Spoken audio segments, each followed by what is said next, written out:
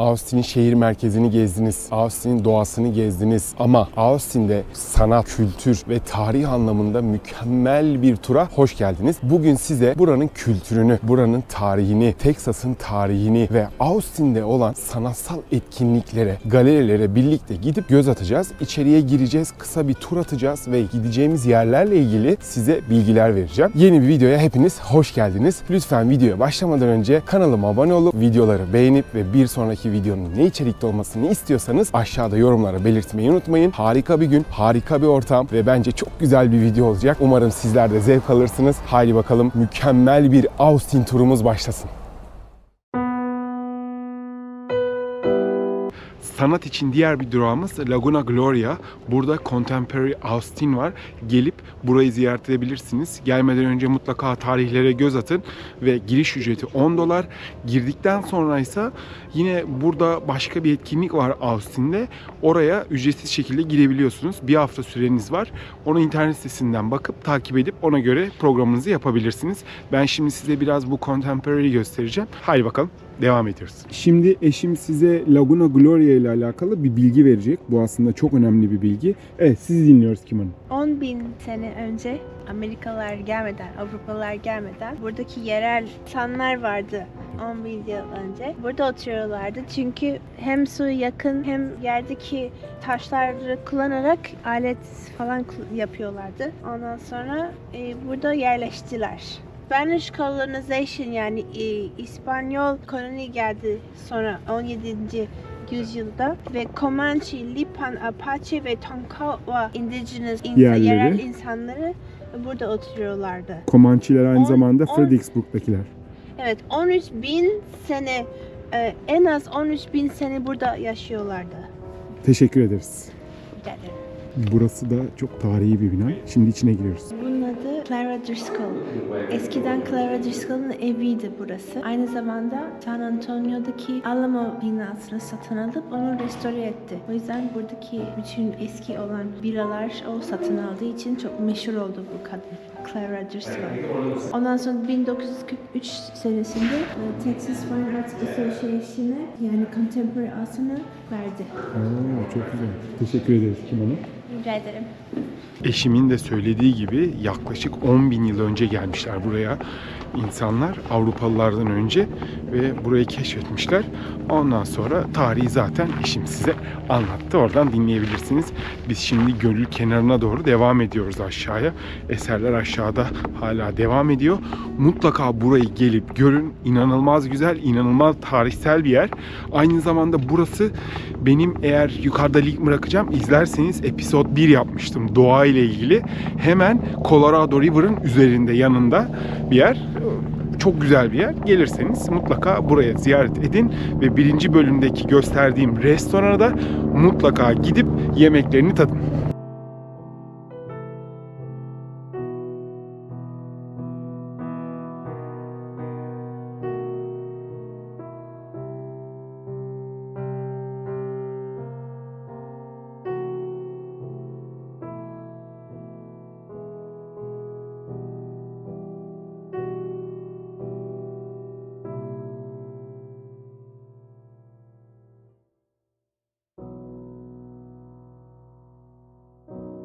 Austin'e geldiğinizde görmeniz gereken yerler listesindeki bir sonraki durağımız arkamda görmüş olduğunuz Bullock Museum. Burada Texas'ın tarihçesine, Texas'ın bütün ekonomisine, sanatına, sporuna dair, bilimine dair her şeyi bulabilirsiniz. Ben şimdi içeriye giriyorum. Size içeriğiyle alakalı kısa bir bilgi vereceğim. İçerinin nasıl olduğu hakkında bilgi vereceğim. Çünkü burası gerçekten geldiğinizde görmeniz gereken yerlerin kesinlikle başında geliyor. Kesinlikle başında geliyor. Nereye geldiğinizi daha iyi anlamanız için mutlaka burayı ziyaret etmeniz, mutlaka görmeniz gerek.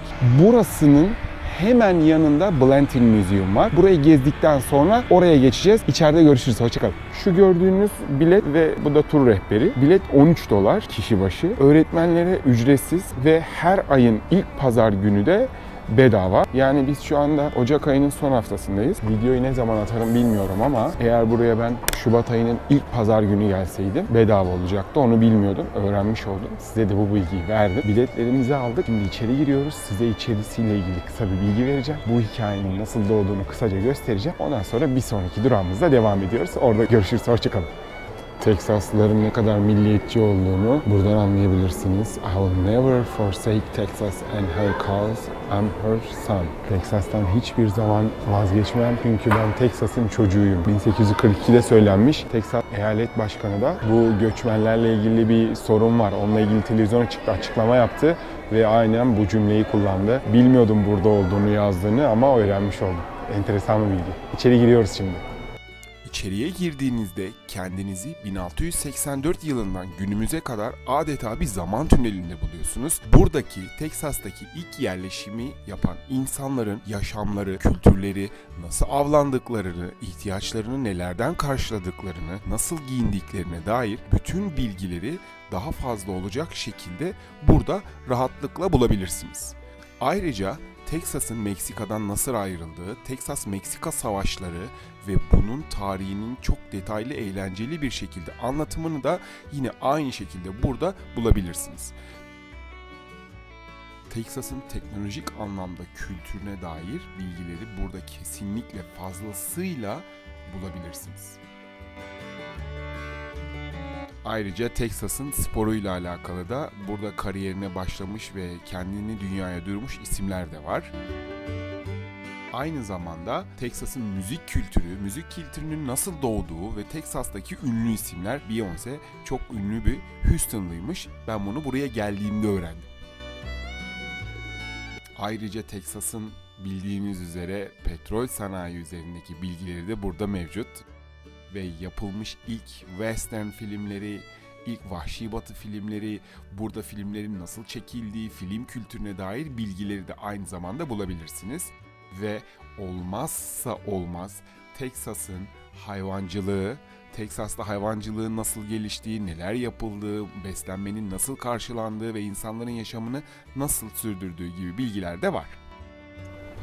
Buraya geldiğinizde karnınız acıkırsa müzeden sonra üst tarafında Star Cafe var. Kesinlikle gelip yemeklerini yiyebilirsiniz. Oldukça lezzetli. Porsiyonları Teksas porsiyonu çok büyük. Ona göre eğer çok yiyen biri değilseniz paylaşabilirsiniz. Ama yemekleri harika. Mutlaka gelip burada Star Cafe'de yemekleri deneyin. Bullock Museum'u bitirdik. Şimdi bir sonraki müzeye geçiyoruz. Orası da çok enteresan bir yer. Blanton Museum'a geçeceğiz. Blanton Museum nerede? Hemen şöyle göstereyim. Bu arkamda gördüğünüz Bullock Museum, söylemiştim daha önce. Şu anda arkamda gördüğünüzde Blanton Museum. Müzede görüşürüz. Şimdi oraya doğru yürüyeceğiz. Karşıdan karşıya geçeceğiz. Geçtikten sonra size bilgi vereceğim. İçeriye gireceğiz ve içeride ne olduğunu birlikte göreceğiz. Çünkü oraya ben de ilk defa gidiyorum. Haydi bakalım. Orada görüşürüz. Hoşçakalın.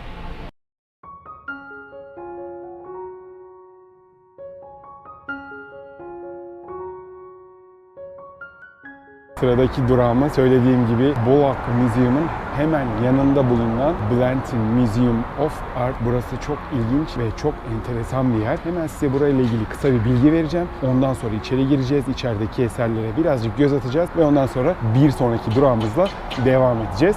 Girişi şuradan yapıyorsunuz. Bileti alıyorsunuz. Salı günleri ücretsiz, bedava girebilirsiniz. Diğer günler paralı. Galeri sağ tarafta. Buradan galeriye giriyorsunuz. Sol tarafta sadece check-in yapacağınız ve bir şeyler içeceğiniz bir yer var. Blanton Müzesi'ne gelecek olursak Austin'de, Texas Üniversitesi'nde Blanton Sanat Müzesi olarak da geçiyor. Geçici sergilere, kalıcı koleksiyon galerilerine ayrılmış 189.340 metrekarelik alanıyla Amerika Birleşik Devletleri'nin en büyük üniversite sanat galerilerinden, sanat müzelerinden birisi burası. Burası o yüzden çok çok önemli bir yer.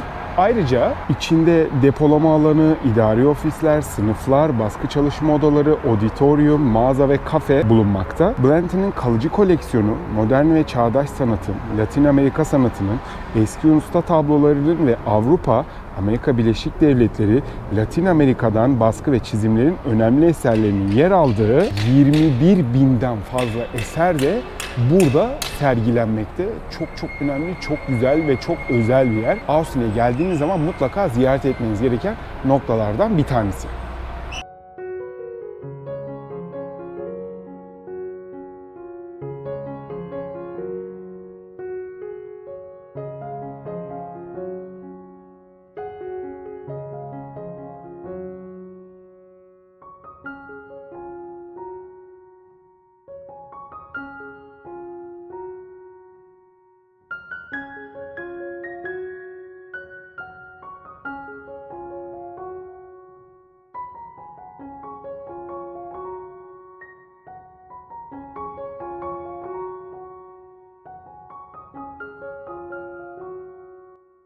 Blanton Sanat Müzesi'ni de sizlerle birlikte gezdik. Buraya geldiğinizde kültür, sanat, tarih anlamında yapacağınız turun içinde mutlaka olması gereken lokasyonlardan bir tanesi. Şimdi bir sonraki durağımıza devam ediyoruz. Sürpriz olsun. Orada görüşürüz. Hoşçakalın. Sıradaki durağımız için Texas Üniversitesi'nin direkt içindeyiz şu anda. Gördüğünüz bütün binalar üniversite binası. Kampüsün içindeyiz. Texas Bilim ve Doğal Tarih Müzesi'ne geldik. Texas Science Natural History Museum'a geldik. İçeriği gezeceğiz. Burasının ne kadar ücreti olduğu hakkında içeride size bilgi vereceğim ve direkt geçiyoruz.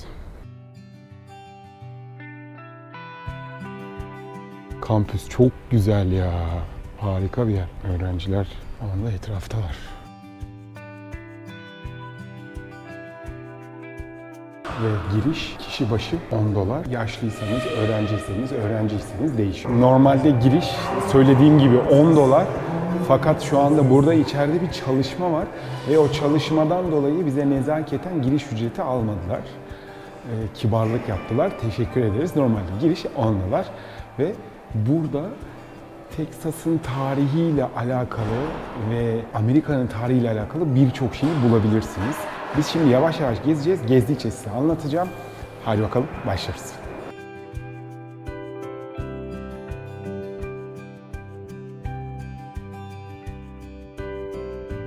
80 milyon yıl önce Texas bu şekildeydi. Sonra milyonlarca yıl dünyada insanlar gibi evrimleşerek sonra gördüğünüz gibi kayarak toprak parçaları Texas şu ama bu da 67 milyon yıl önceki hali ve bugünkü halini zaten biliyorsunuz. Texas'ta bulabileceğiniz ünlü yılanlar ve sürüngenler.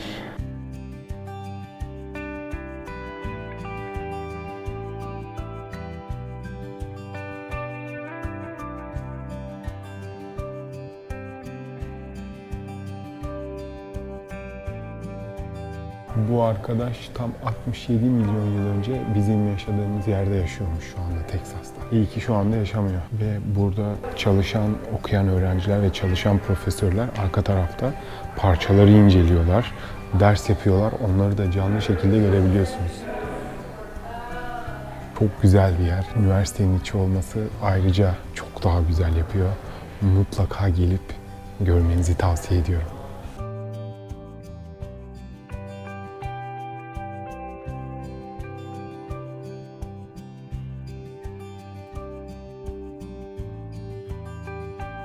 Texas Science Natural History Museum'u da gezdik. Çok büyük bir yer değil ama çok eğlenceli ve güzel bir yer. İçinde farklı şeyler bulabilirsiniz Texas'a dair ve Texas'ın milyonlarca yıl öncesine dair bilgiler, kalıntılar. O yüzden bence ziyaret edilmesi gerekir. Eğer vaktiniz varsa buraya da zaman ayırabilirsiniz.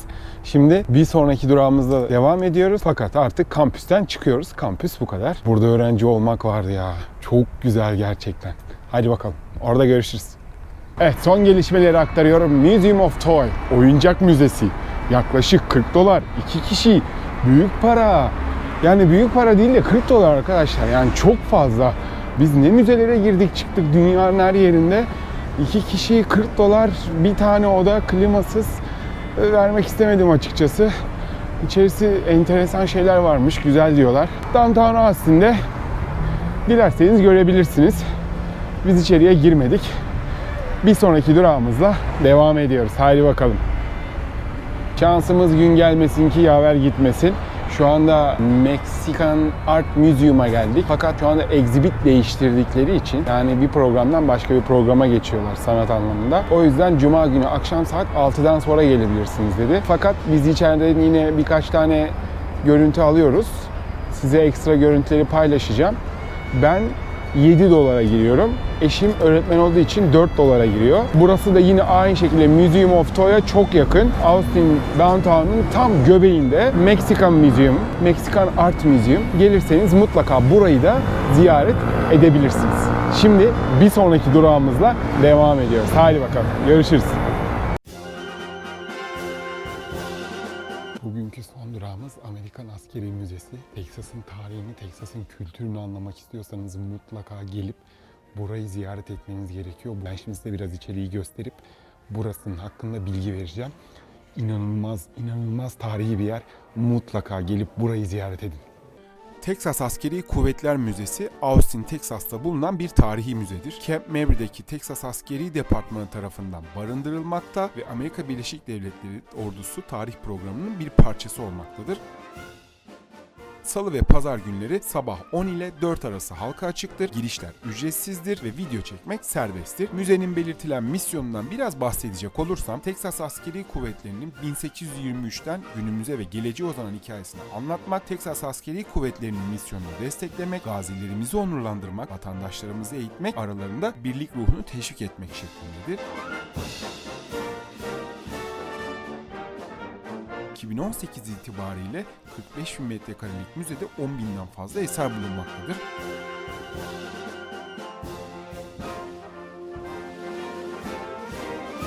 Siz de videoda gördüğünüz gibi 2. Dünya Savaşı'ndan Afganistan-Irak Savaşı'na, Kore Savaşı'na, Vietnam Savaşı'na, Spanish-American War'dan Mexican War'a kadar bir sürü savaşta bulunmuş askeri ekipmanlar, teçhizatlar bulunmaktadır.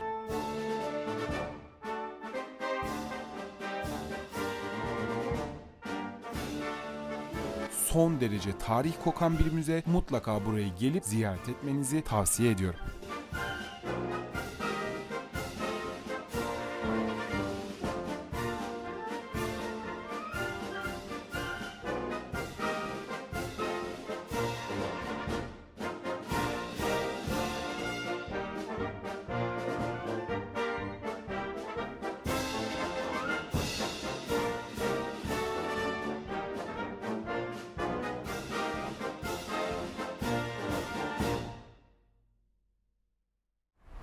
Ordu'dan çıkmayı bekledim videoyu bitirmek için. Çünkü sadece bir binası müze, diğer kalan her yer Ordu'ya ait önemli binalar. Orada çekmek istemedim. Bugünkü videomuzun sonuna geldik. Bugün gezdiğimiz yerlerde en favori mekanınız hangisiyse aşağıda yorumlara belirtebilirsiniz. Ben de merak ediyorum açıkçası favorinizin ne olduğunu. Umarım videoyu beğenmişsinizdir. Texas'a geldiğinizde yapmak istediğiniz etkinliklerle alakalı size bir içerik hazırlamak istedim. Tarihini, kültürünü, sanatını hepsini bir birleştirip bir videoda size böyle özetle göstermek istedim. Umarım videodan zevk almışsınızdır. Bu ve bu tarz videoların daha fazla gelmesini istiyorsanız lütfen aşağıda abone ol butonuna basıp kanalıma abone olabilir, videoları beğenebilir ve bir sonraki videonun ne içerikte olmasını istiyorsanız aşağıda yorumlara belirtebilirsiniz. Güzel Texas'tan herkese çok selamlar. Bir sonraki videoda görüşmek üzere. Kendinize çok iyi bakın ve hoşça kalın.